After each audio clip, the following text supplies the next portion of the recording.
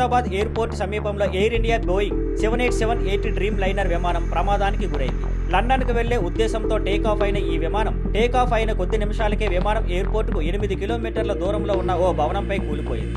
Aviation నిపుణుల ప్రకారం ఈ విమానానికి గాలి లిఫ్ట్ సరిగ్గా లభించకపోవడం వల్ల ఈ ప్రమాదం జరిగి ఉండొచ్చని చెబుతున్నారు. విమానం కేవలం 825 అడుగుల ఎత్తుకు మాత్రమే చేరిన తర్వాతే తీవ్ర సమస్యలు ప్రారంభమయ్యాయని నిపుణులు విశ్లేషిస్తున్నారు. పైలట్లు విమానం ఎగిరే ప్రయత్నంలో కష్టపడుతూ ఉండగానే మేడే కాల్ పంపారు.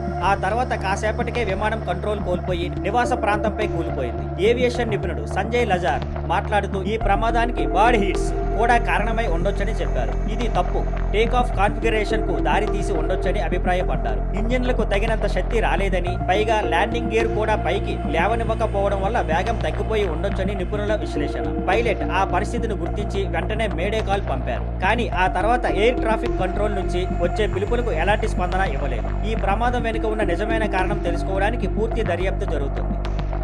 Thank you for watching. Please like, share and subscribe.